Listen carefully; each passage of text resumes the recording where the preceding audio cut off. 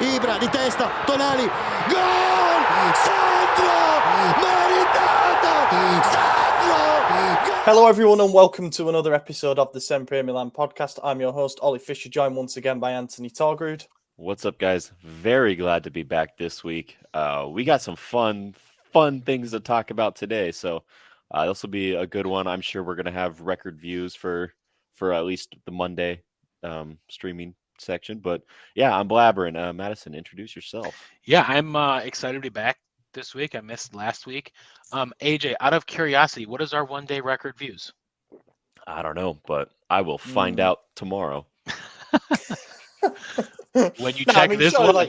Yep. I actually think that the record one-day views episode is when we qualified for the Champions League, because we hyped it up in the weeks prior saying we were going to do it drunk. And we Oh, we got a lot of people mad at us too. Yeah, we got a lot of people that were like, "Oh, so unprofessional." Professionalism. Yeah, I was like, "Have you watched any of these?"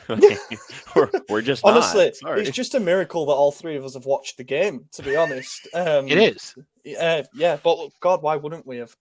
Goals, 4 of them. Lots of them. Yeah, 4 of them. Throw that bad boy on the throw screen, it up, man. Throw it up. Yeah, we've all got smiles on our faces for good reason. Look, AJ was the one who predicted that we get a win at the Maradona against Napoli, but even you said that it was kind of like a tongue-in-cheek prediction because everything pointed the other way. Yeah, and here we are. Chuck, go grab your leash because we're walking the dog right now. Now he's all hyped up.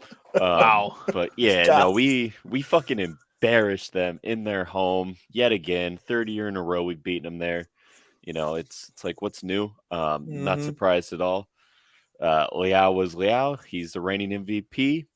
Might just win it again. Who knows? Probably not, obviously, because it goes to the champion team anyways. But yeah, look, this was a game for pride, and we did not roll over. We were going up against a team that's taking the Scudetto from us, most likely taking that MVP award from us, could potentially take Champions League from us, and we weren't going to just lay down and let them run riot on us. So we had to do everything we could, and you saw what it meant to each player. I mean, even Giroud, who didn't score a goal, obviously, banging that Scudetto patch on his chest. Like, I mean, every single one of them. Salamaker said, like, look, the criticism was pissing me off.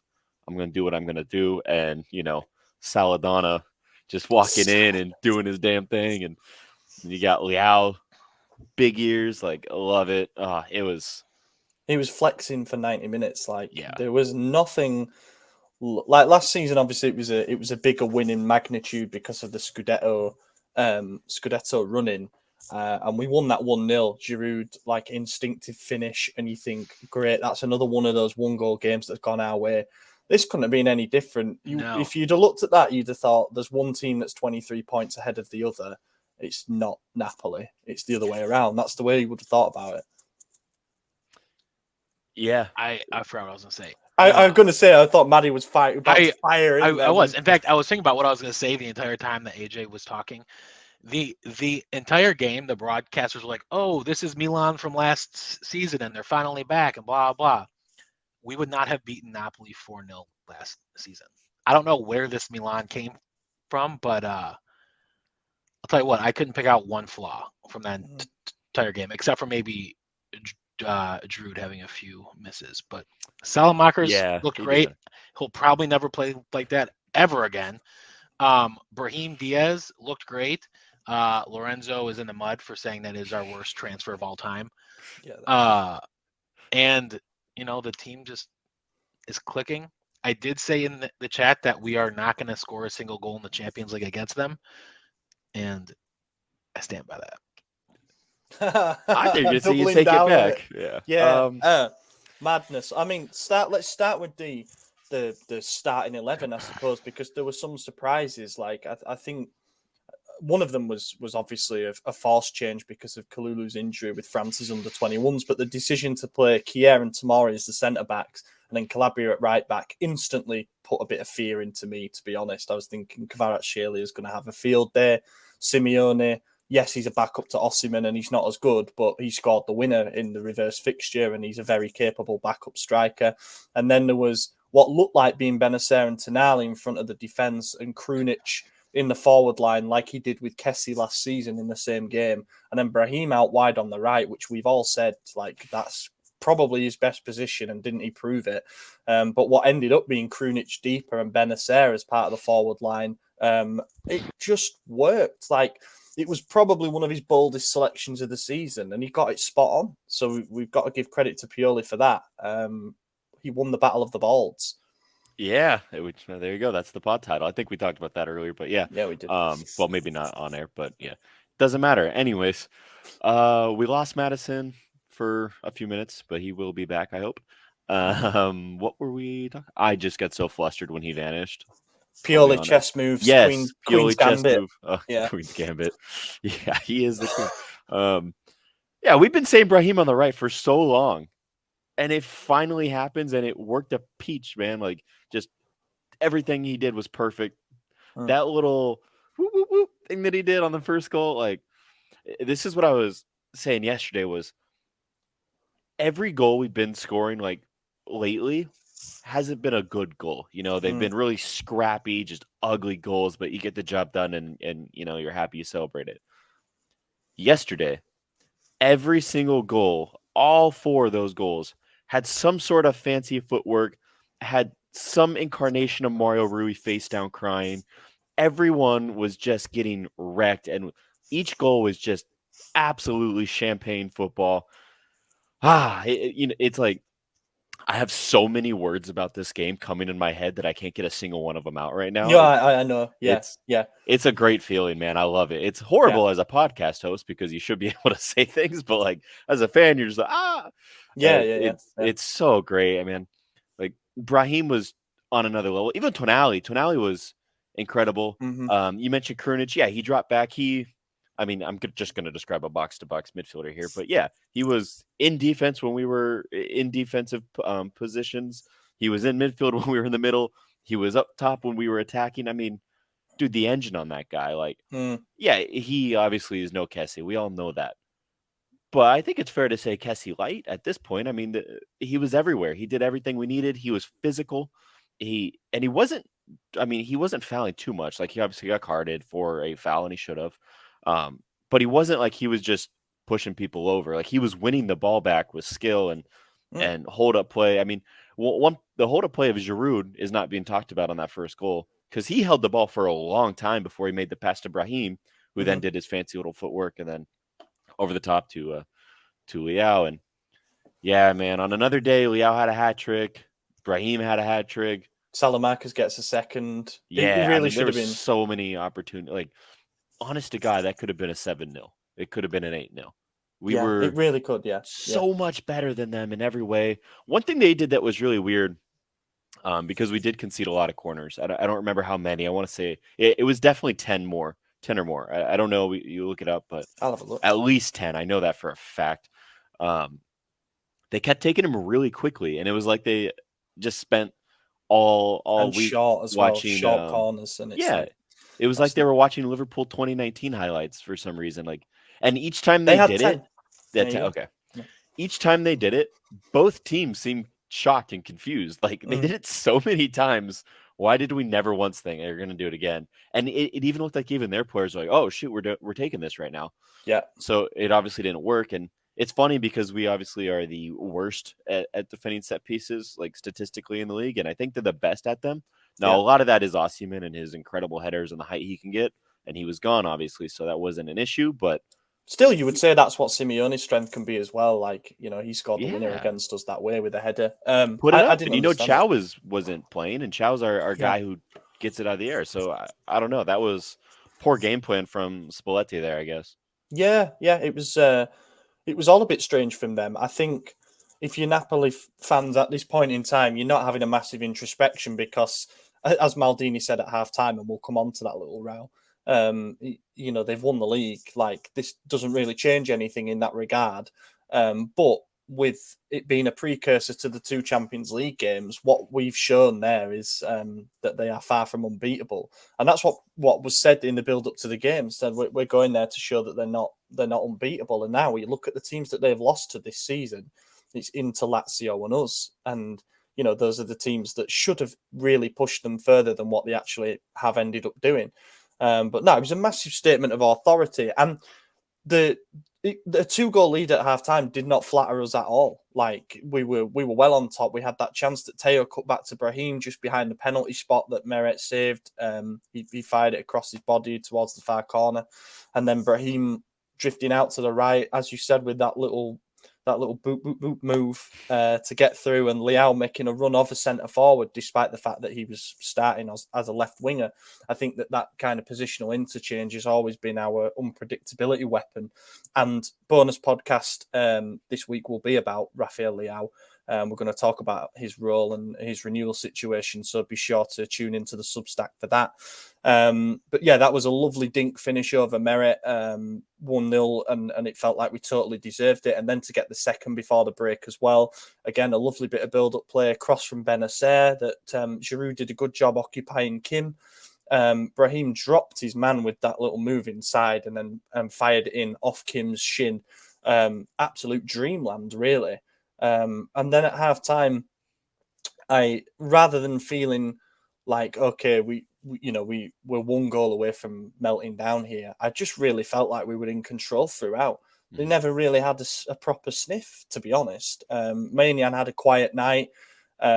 He flapped at a few shots that came his way, but he kept them out. So I suppose that is what it is.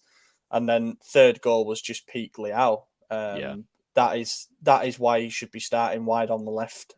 So much space to dribble into. Goes to the byline when previously he's been cutting inside a lot more, and he just backed himself with his shot power to fire one past Meret, who did not have a great game, to be totally honest with you. And then, why was he wearing a mask? Was it just like in honor of Osimhen? Yeah. It was apparently it was a lucky thing, a superstitious thing. That's what they said on BT Sport, anyway. Because I saw Kvaratskhelia tweeted a picture of himself with the mask on pregame, but didn't wear one. So I was like, is this just an Osimhen thing? Like, whatever. I get that. Like, that's your star guy. So I'm sure they wanted so badly to pull out an Osimhen shirt after a goal, but can't always get what you want. Yeah, good Rolling Stones song that. Also, he's only out for like 2 weeks. I mean, yeah, he'll be back maybe for the first leg. So today. So, but still, yeah, they did crumble in his absence. There's no two ways about it. It showed how important he is. But as Sachi said in his column today, I don't think Osimhen would have made an awful lot of difference to what we saw there. Look, he offers something a lot different to what Simeone does, but if you're conceding 4 goals at the other end, good luck. And then, the fourth goal, as mad as it sounds, I couldn't even bring myself to celebrate because I couldn't believe what I'd just seen. I was stood up. I can't remember what I was doing. I think I was grabbing a drink or something, and I was just stood watching it develop. And I thought, right, it'll get stopped at some point. Just never happened. He was in and weaved in and out a little bit, and next thing you know, he's through on goal. Napoli's formidable defense. Well, it has been formidable this season, but it's just funny how we made them look like complete amateurs, and it was a winger off the bench. I mean, Kvaratskhelia was like not even in the top 4 wingers on the pitch yesterday. That's how crazy it was. But yeah, then that was the fourth goal, and he nearly scored a second with another mental dribble where he was doing step. I think that dribble was almost better. It was far better, yeah. And the shot was brilliant at the end, and Meret finally decides to make a regulation save. And that's the stuff that we've all been saying we've been missing for seasons now, not just this year, is like just a little bit of creativity, be it midfield on the right wing, anything, just a little bit of creativity. And that's all it took to get goals was someone on the right wing to dribble past someone. I mean, that was all of them. That was literally all. Quite literally was it. Yeah, that's all it took. Yeah, it's insane. And you mentioned not even being able to celebrate because everyone at Milan Club DC, we all went to go watch it, of course. And each goal we progressed, like we devolved closer and closer from man to ape in the way we celebrated. It was like the first was like, yeah. And then by the Salemaker's goal, it was just monkey noises all around. Just, we did it. Like just fucking absolute clowns. Yeah. It was so fun.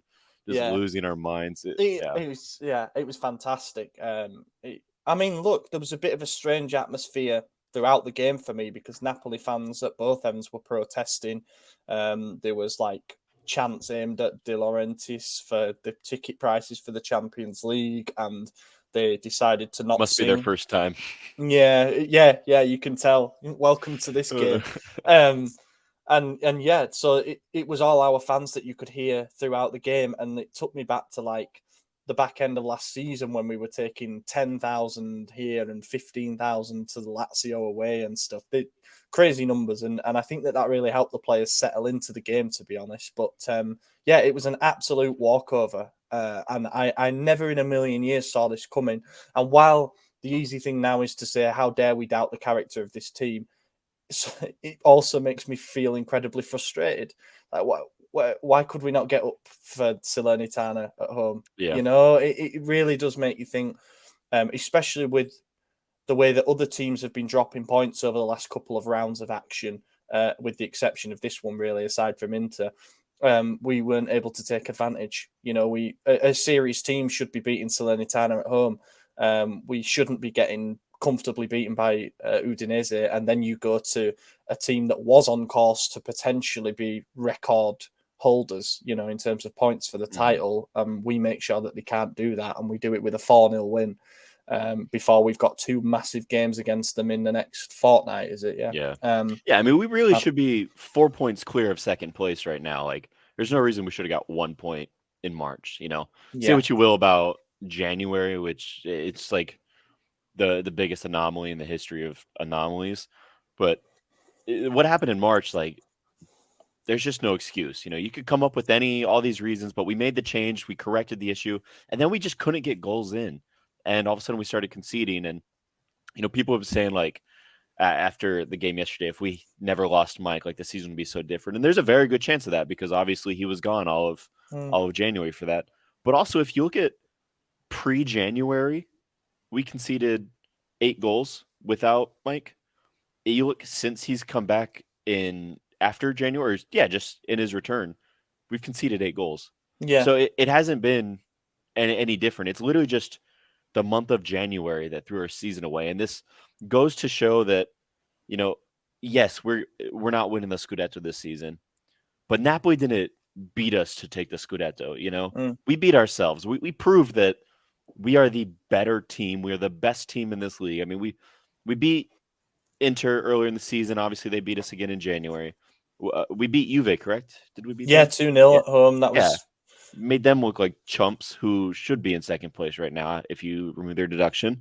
And we were the better team the first leg against Napoli, and then that was our best performance of the season, I think, prior to the one last night. You know, that's what I'm saying. So to do it to them twice.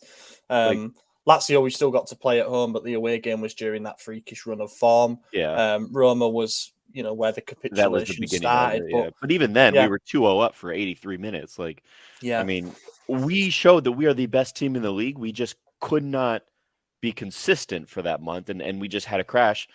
Maybe it was because we had so many players at the World Cup that went far and they needed a rest that they didn't get. Maybe there was dressing room drama. Maybe there was, I don't know, all kinds of things. Maybe it was just Tatarushanu's age finally caught up to him. I don't know.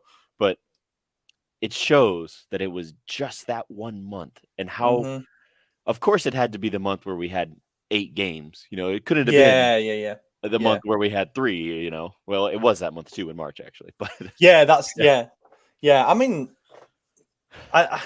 it was 5 points, you know, at the start of the new year, after Inter beat Napoli and then we won against Salernitana. It was 5 points, and that really is nothing. You know, that can very quickly be wiped out. But it did still feel as though Napoli were deservedly top of the table at that point. And since then, every other team has faltered, and Juve's points deduction as well, to the extent that it feels like they've never really been put under pressure. Other teams, as you say, with us, have kind of beaten themselves, and Napoli have been able to play pretty much pressure free because of the stumbling form of everybody else. Yeah, they were on for record pace.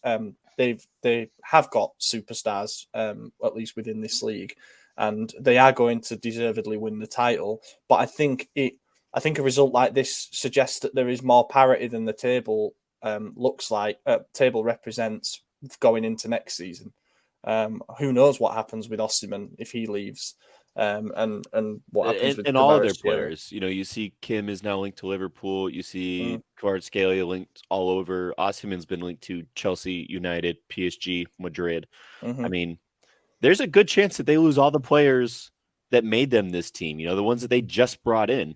Now, how they're going to spend that €500 million they're going to make, there's no reason to assume that they can't. It never spend goes as well wisely the second time. Yeah, that's what I've been saying about our youth project too, is like eventually you're going to get it wrong, and hopefully then they get it wrong much sooner than we did.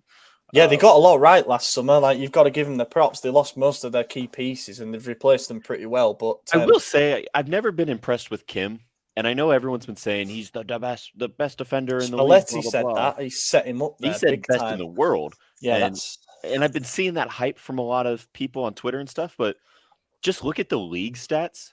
Kim is not even top 3 in a single defensive stat this season, and that was prior to the Milan game. He hasn't been this top guy. The issue is they're just not getting under any pressure.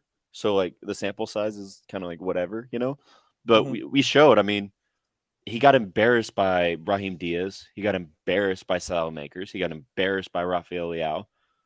Like, is this guy the greatest defender? No. I think like he's probably been on a par with Rahmani as well, and nobody ever expected him to be as good as what he has. But yeah, to say something like that, of course you're going to hype up your own players. Like Pioli's done it before as well, but to go to hyperbole like that, it only sets him up to fail in as big a game as that was. And he looked all at sea, and it was brilliant. It was brilliant to watch. Spalletti might be feeling a little bit of the pressure. They had a bit of an altercation with Maldini at half-time, which was funny more than anything, to be honest. The reconstruction, or at least Spalletti's version of events, is that he was trying to talk to the referee about why Lobotka got booked in the first half for what he said was just a regulation foul rather than a yellow card offence. And Maldini came into the tunnel waving his arms as if to say, "You're always complaining." And he didn't like that. And he came out and he was trying to speak to him, and Maldini kept saying, you're going to win the league. What the fuck more do you want, basically? And yeah, Spalletti took offence to that, called Maldini disrespectful for trying to talk over him, which is quite ironic considering Spalletti's character.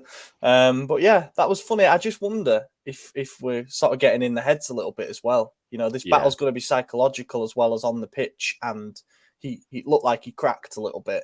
Yeah, I mean, look, they're not going to lose all 10 games left, and no one's making up a 30-point gap on them. But they might not look as invincible going forward. And I don't think that altercation had anything to do with it. But definitely, this game overall might have been like, it's either going to be a wake up call and they bounce back strong as ever, or they're going to do what Napoli of past has done and then kind of whimper a little bit like the beaten dogs that they are. So I don't know. We'll see what happens. But as far as that little altercation in the tunnel, it's interesting hearing Spalletti's version of it, because when I watched the tape, I saw some people translate it, and it was more he was taking offense to the way Leao celebrated his first goal, the tongue out and the hands to the side thing. And that's why you saw Leao kind of like saying, but like, what are you doing? And Maldini was more like, why are you talking to my player about this? Like, shut up, So I don't know which version's true. Both can be made up, both can be partially true. But yeah, obviously Spalletti's not going to say, "Oh, I was mad at the way Leao." So like, you're not going to make yourself look like an asshole in front of the media. You're going to try and put the blame as much as he's elsewhere, trying to do it. It's funny he's because going to be a victim. That's what they do there.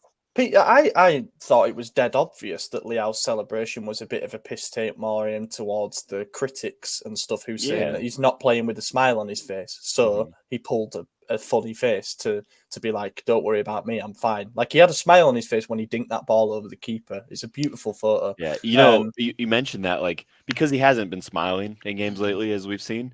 But in the very beginning of this game, before the first goal even, he had this incredible flick on behind his back that went to Teo, and Teo headed it, and it was running almost a goal. Brahim had the shot, and it was saved by Merritt.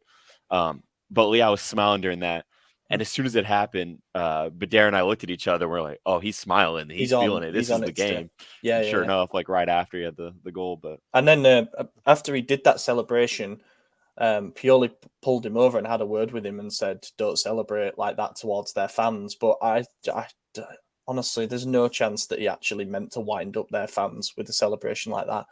I didn't understand the big fallout about it, but clearly Spalletti thought the same. I think that version of events is probably more accurate. He's like, it's classless or whatever. But you got Politano grabbing his balls towards the away fans after he scored that pen in the first game and celebrated in front of the Curva Sud.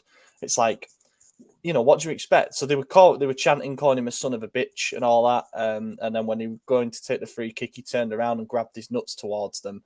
And it's like, you were a bang average player for Inter. Stop trying to create beef with those lot. Just focus on the game. You're 2-0 down. Have a bit of respect for yourself. Yeah. But yeah, I don't know. That was an interesting subplot as well. And everything, it's not like that's the last time that we play him, So a couple more games, hopefully some more back and forth.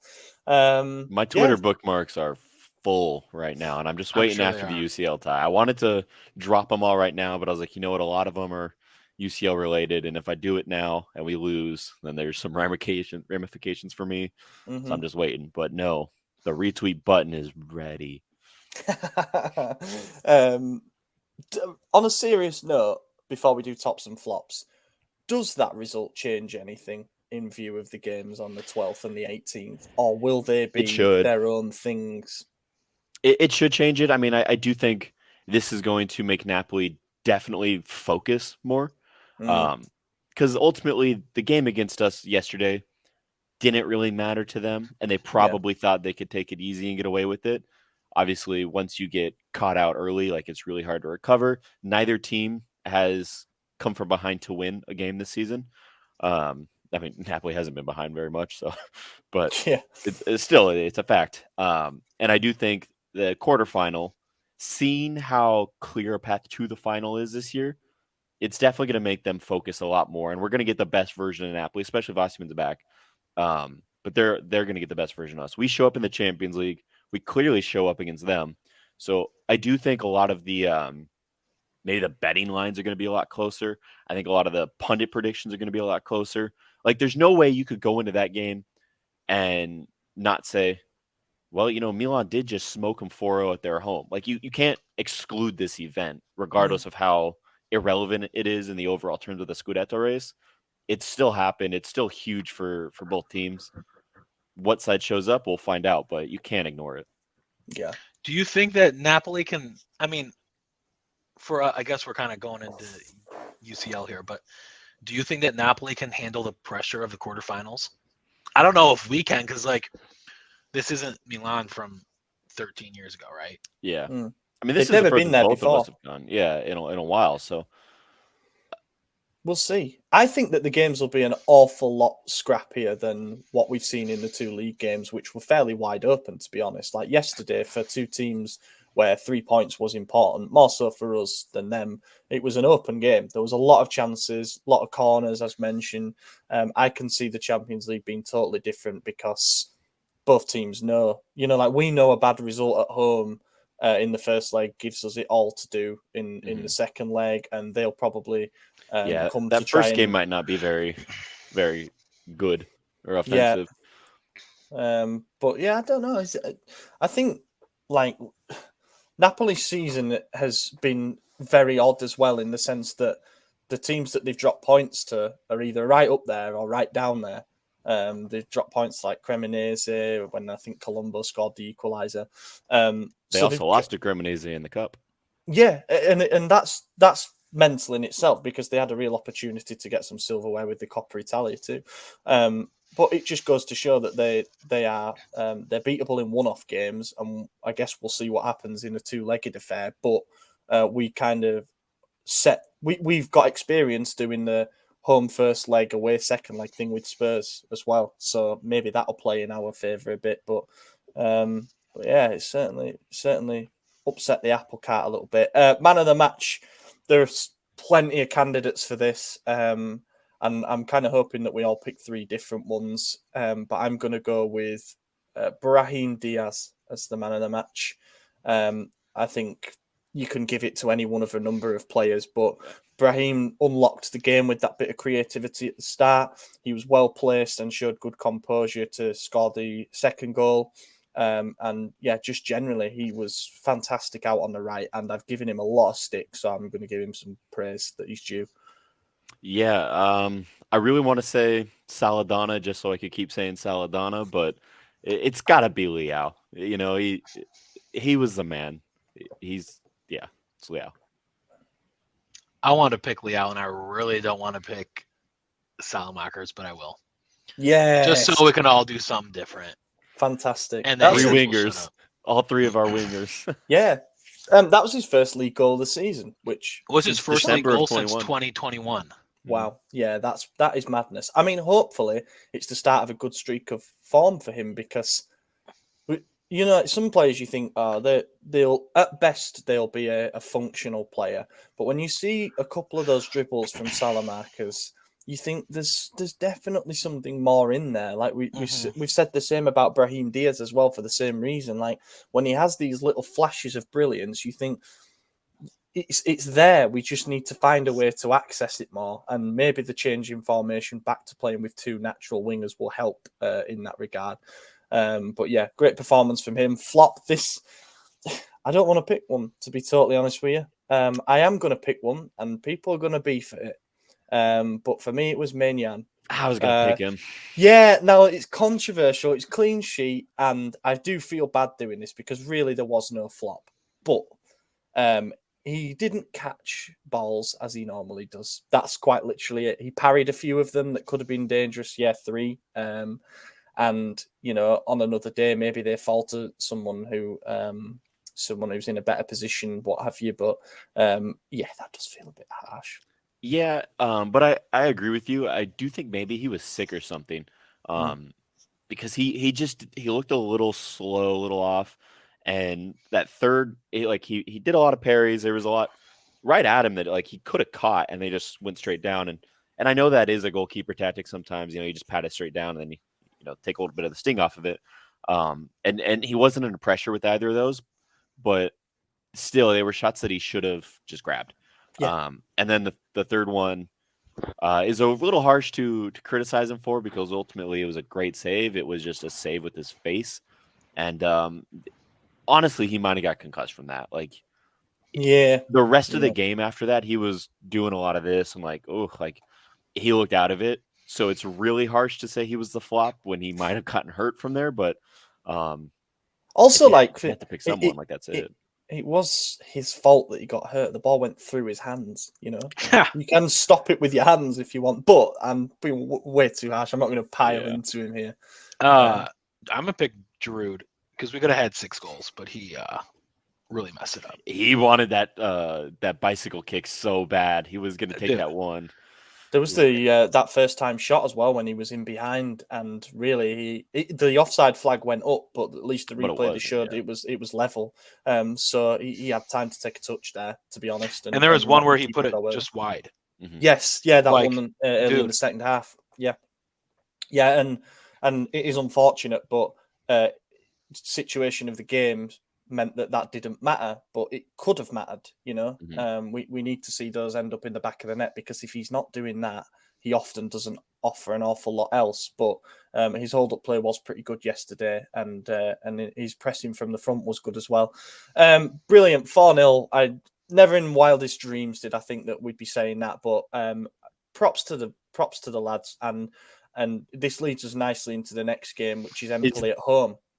Was this our biggest win against a top side in I don't know how many years, but I'll tell you one stat that was interesting that was tweeted by Opta Paolo. The last team, prior to us doing it last night, the last team who scored 4 goals away from home, 2015. Oh.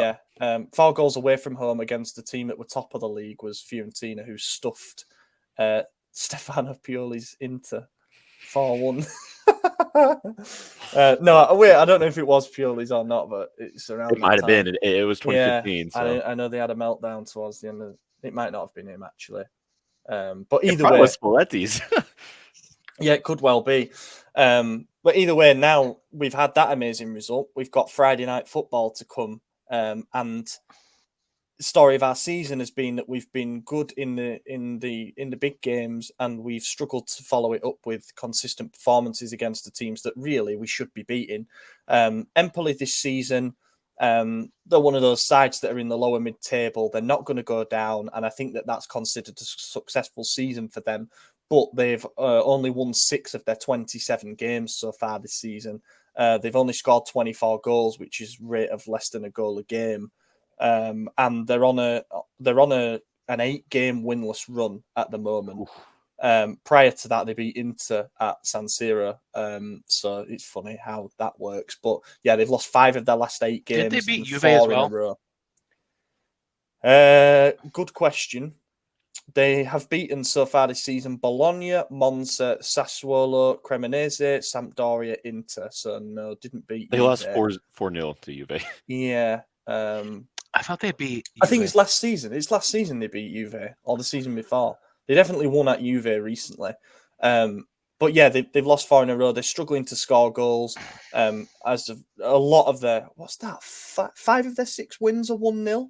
So that's the kind of result that they'll be going for against us, no doubt. They did beat Inter at San Siro, so they'll take a bit of confidence from having done it already. But yeah, they've fluctuated between 16th and sort of 10th, 12th throughout the entire season. And it looks like they're going to stay up relatively comfortably.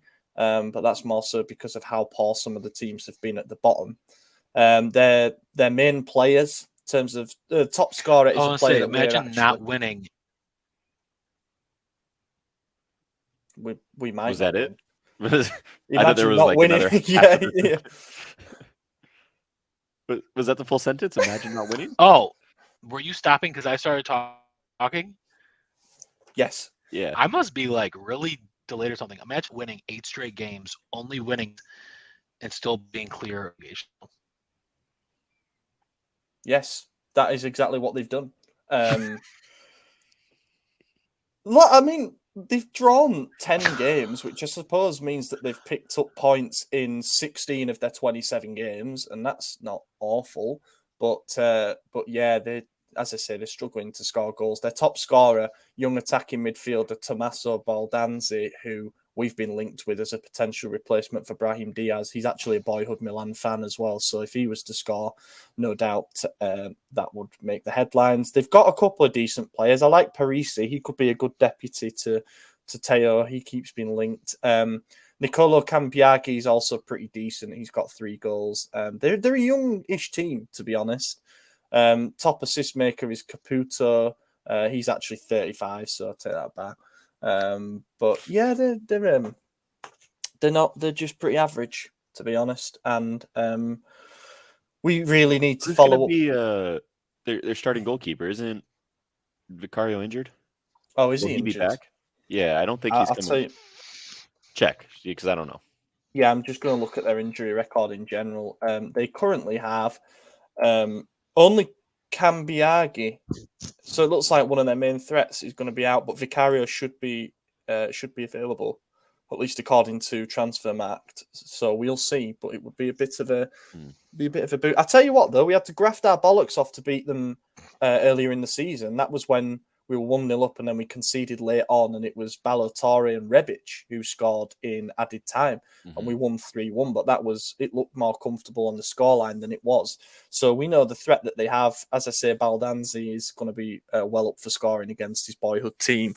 I would be sticking with the team as well. I think we need consistency in all of the departments, and I think you've got to consider as well that Bennacer and Krunic played together at Empoli. So I think they'll have a bit of added motivation to prove that they moved on to bigger and better things. So I would probably stick with the same team, to be honest. I certainly wouldn't move Brahim Diaz from the right. I quite liked what was going on with the midfield. It gave us plenty of cover as well for the back 4. Maybe you could say throw Chiao back in there for a game like this so he can recover his form against a team that are not as proficient attacking wise. But I don't think you change a winning team. Yeah, I think you keep it. Yeah, I mean, it's as simple as that. Like, I think a big part of why we dropped off was there was a lot of changing going on, and it really hurts the intensity and the chemistry when you switch players out. I mean, you look at how in sync Teo and Leao are on that left side in the 4-2-3-1, and then you look at the other formations or when the other players were in Ballatore or Rebic or someone else, like there just isn't that consistency. There isn't that same tempo. So I wouldn't change anything.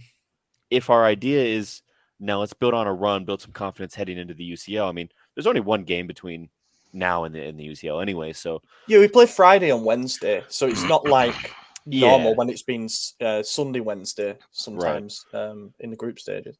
So, I mean, I don't mind keeping it the same. I mean, I do think we should keep Krunic there, just give him another time. Well, is anyone going to be at risk of suspension?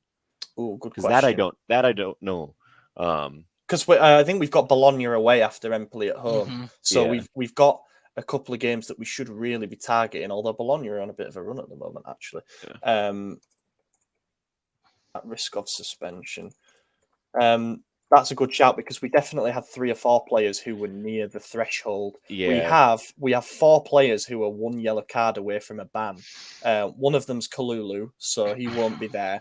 Calabria, Rebic, and Kier. So you could lose your right side of the defense in one game if both of those get booked. Yeah. So that might be something to consider. Maybe you bring Chow in for Friday, and then you can bring Kalulu in at right back for Bologna, presuming that he's going to be fit for that. We don't know. When's the next big game? Because I would like to get those suspensions out of the way. Roma? I think it is Roma. I think it is April 29th. Okay. Yes, that's right. Yeah.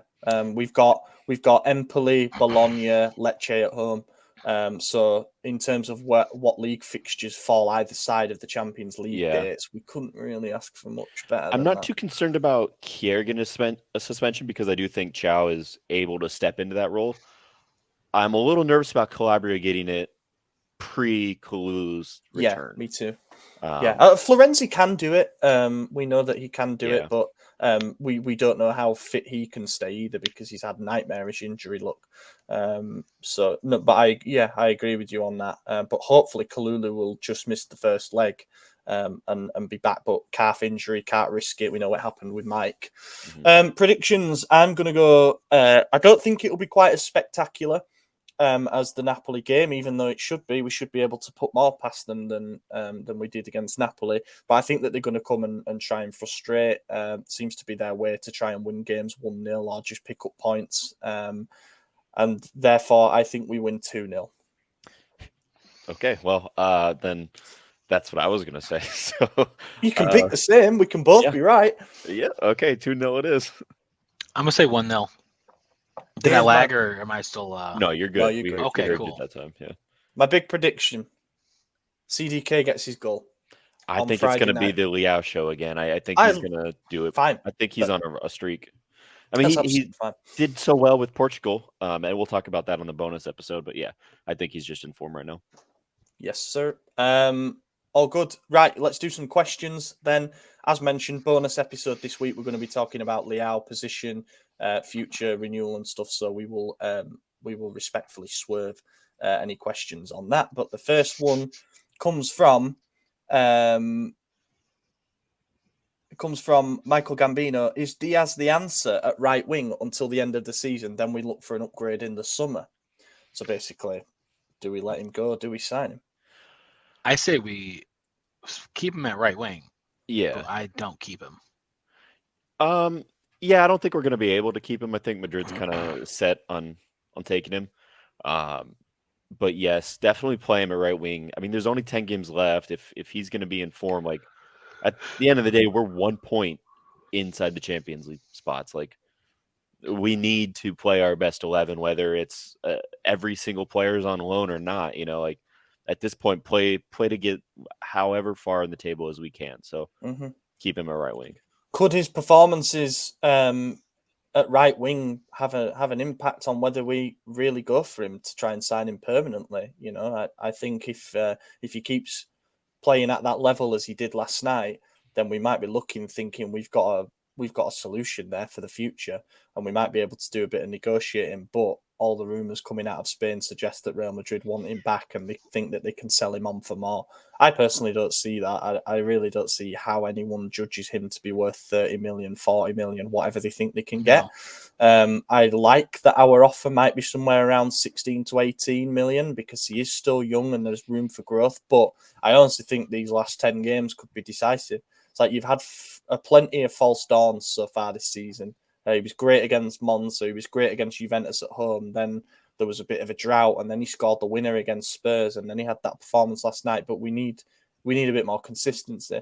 But it does sound like he's happy at the club and would stay if the opportunity presented itself. So I think it's all still to play for, really, with his future, and I'm sure we'll hear more in the coming weeks. Dre asks, is Krunic underrated or overrated? Under. It depends who you're asking. If it's Isaac, then he's overrated. If it's me, then he's probably underrated. Yeah. Could the truth be somewhere in the middle? Like, I feel like probably we look. There's a lot of extremist agendas among Milan fans on social media, but I do find people moving towards a centre ground with Krunic where they appreciate that he's actually a very useful utility player. He will never be a world-beating player technically. You know, he's not a Luka Modric clone or anything like that. But Pioli likes him for a reason. He trusts him for a reason. Since he's been here with us, he's played defensive midfield, box to box, attacking midfielder, right wing, left wing, full back. He's played basically every single position. And I think Pioli likes that flexibility. Would I be concerned if he was like an out-and-out starter going into next season? Yes, because I think we need another midfielder. We need another body. But you know, you keep him around. He's happy to be that squad player and to help out where he's asked. So I think maybe he's moving towards just being rated. But yeah, good cue. Juan Melendez asks, the Napoli game, I suppose this is more of a statement, the Napoli game was the best that Tonali has played all season. And he thinks the performance was so good because of the midfield dominance that we haven't seen this season. I agree. Game was won in the midfield. Mm-hmm. Bennacer put a 10 out of 10. Tonali probably a 9 out of 10, if not a 10 out of 10. I mean, I can't think of a mistake either of them made. So, yeah, absolutely. Yeah, that was a massive thing that was picked out before the game as well. Like, you know, that their midfield, I don't think on paper their midfield going into this season was that fearsome, you know. Lobotka had been up and down previously, and Ndombele was coming after a disastrous spell at Spurs, and Gisa was on Fulham's bench. Like, I don't understand how, and Zielinski's a top player, don't get me wrong, but I didn't really see it clicking the way that it has. But I think that we saw that Napoli midfield are only good, A, when they're not under pressure, and we put them under serious pressure, and B, when they can keep things simple, and without Osimhen to bang balls up to.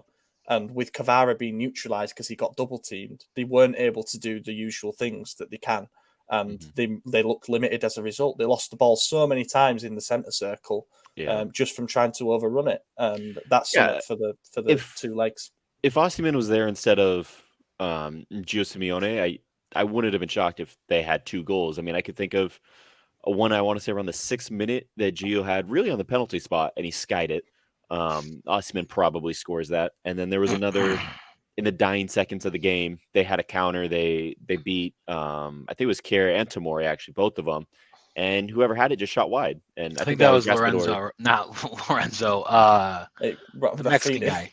Oh, it was it was Raspadori. It was Raspadori who went through and he beat Calabria to it. He got in a bit of a muddle, but he should have squared it and he dragged his shot wide. Yeah, and I think Osimhen cuts in, out muscles them, and probably scores that as well. So, yeah, I mean, they have a good player. Like, they miss Osimhen more than they realized, I think. Well, they probably realize it now, but you know, they won 7 out of 7 games prior to this one without him, so they probably didn't think they needed it as much. But yeah, it was missed for them. Yeah. Next question, Hossam Diwan. Despite the great result and performance last night, what are your thoughts on Pioli's substitutions? Bringing Origi and Rebic on 60 minutes, CDK on 75, and then bringing Bakayoko on while not giving Chal, Vranks, or Adley any minutes. I have no problem with him, actually. And I'm usually a huge critic of Pioli substitutions, but we got to take it into context. We were 4-0 up. We weren't going to concede 4 no matter who was in the pitch with that little amount of time left. So is take that off not when you throw out the younger players who need a bit of a confidence boost? Yeah, right. Why are you putting brought on Bakayoko on? He brought on CDK. Yeah, but to bring Bakayoko on over Franks and to not play Adley is like, when are they ever going to get minutes if they can't at 4-0 up? Well, Seriously, I don't think like, they're when going are they to. get? I think the idea was keep everyone healthy who matters. Bring on the people who don't. Yeah, maybe that was so. If they matter and you're keeping them healthy, why aren't we seeing them in other games? I don't know, because I've criticized Pioli every week. Like, just because I'm not this time doesn't mean I agree with it every other week. You know, I just the Bakayoko thing deserves its own introspection, because I really don't get what's going on there. Maybe now we're past the clause triggering and he actually wants to use him, but I think the thing with Bakayoko is he didn't leave in January, and I think he made it a point like, give me a chance, let me fight for a spot, and I think they're giving him that in small spurts. But you know what? That chance I just talked about that if said Osimhen would have finished, that what's his name had? Raspadori, yeah. That started with Bakayoko's first touch of the game, which was a giveaway, which we've seen every it single always time is. It always is. The first is. touch is a giveaway, yeah. He's really not a good player in any aspect, and I mean, I guess that is disrespectful. I don't mean any. I'm just being honest. In any aspect. No, but like when he's been brought on in the past, like the Monza away game, we were getting aerially bombarded, and he brought him on because he was the tallest player on the pitch then at that point, and we needed an extra bit of physicality. That you could kind of understand, you know. Maybe that's all it was. I mean, but like a 4-0, really? I don't know. I think it's rest the guys that matter, and just no one gives a shit what happens with Origi. Franks and Adley don't matter in the eyes of Pioli. He ain't getting. So like, there's no reason to rest the guys that matter. The only thing is, The only thing is, I don't know. No, I'm not talking about them at all, though. I'm just talking about the guys who are on the pitch. He took off the ones that mattered, and he brought on guys who are pretty irrelevant, but at least tall. I mean, yeah, I think Adley's probably 6 foot. I don't know how tall Franks is, but Bakayoko's taller than both of them. So, maybe that's all it was. Which is like, yeah, it's more of a defensive change. I mean, Bakayoko is a defensive midfielder. It was just sit back and let's chill. That's all. Mm-hmm.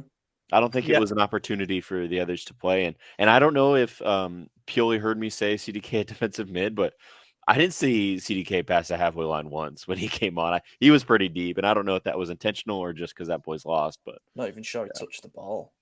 I don't think I'm gonna be honest. I didn't even know he came on. I mean, it might as well not have. I would have brought him on. I thought he was invisible. Although he was invisible because I didn't even notice. Yeah, he was not there. Yeah, and Origi and Rebic, not really much happened there. I do remember now because I said Origi will assist CDK's first goal. God, Origi sucks, man. 1-4-0, but let's tear into somebody. Well, the final question, I'm going to throw it out there because it's a name that we haven't mentioned before. Christian Espinoza asks about whether Michael Elise could be the perfect right winger for us, and might we make an offer he would cost 30 million. Just had a look because basically we were linked with him when he played for Reading, and it was a bit of a rogue one because it's like, Reading, a Huddersfield level team, but he did stand out there as being a good player. Then he moved to Crystal Palace, seemed to have a good start to the season, but he's got 2 goals, 5 assists this season in 31 games. Not paying 30 million for a winger with that productivity, I'm going to be honest, but he's only 21. He's 21. Has he been getting called up to the English national team? I'll be honest, I don't know anything about this guy. He's on transfer market. Under 21. He's France under 21. Sorry, I would just love to buy a player who is proven in a position instead of continuing to gamble, because at some point you do have to have some players with the experience on your team, right? Yeah. I don't want to be Dortmund, where you get to one Champions League final every 30 years, and that's an accomplishment, or you challenge for the title once every 4 years, and then you sell off your players. Like, that's not what Milan is. So no, I agree. Yeah. Also, I think if we're offloading either one of Macias or Salamanca's come the summer, or Brahim Diaz doesn't stay, like, I don't know. I don't know if signing a 21-year-old is necessarily, for all the reasons you said, I don't know if that's good in the construction of the squad. Like, I'd much rather get someone like Asensio on a free transfer who is older, has the big game experience, can play right wing, centre attacking midfielder. Origi has big game experience, and he scores in big games. He does. He's the big game man. But he's scoring in the Champions League semi against Inter. Yeah, he scored in every fucking Merseyside derby as well in the last minute. Yeah, but we're talking big games only. Our points deduction for Everton, mate. You're going down. Dude, they're fucking going down. Yeah, Just to get a point deduction. Yeah, we might be staying up, so see you at the John Smith Stadium next season. Sounds like a lovely place. $4 or £4.50. It's our own lager, to be fair. It's brewed by a local brewery. It is quite nice. But anyway, been a pleasure, this one. Really, really happy to be recapping such a massive win. And let's hope that the good form continues. And next week, we're bringing you more smiling faces. I've been your host, Ollie Fisher. You find me on Twitter at Ollie Fisher. AJ, cheers for joining. Yep, this was a fantastic episode. Obviously, join us for the bonus. That'll be out later today. Special shout out to a listener by the name of Vlad. I won't go into detail, but you rock. We appreciate you. Mm-hmm. And yeah. Yeah, it was great to be back this week. Had to step out for a minute, but I'm here. Yeah, drop us a like, comment, subscribe, and all that. Give us a rating on your favorite podcast platform. Subscribe on Substack. The link is in the description. Really appreciate everybody who watches and has signed up to that. Got more exciting plans to come on that front. And yeah, thank you very much for watching, everyone. We will catch you in a week's time. Eccolo Ante in area di rigore, Ante, Ibra, gol! Vediamo se è buono, ce lo dà buono, ce lo dà buono, ce lo dà buono!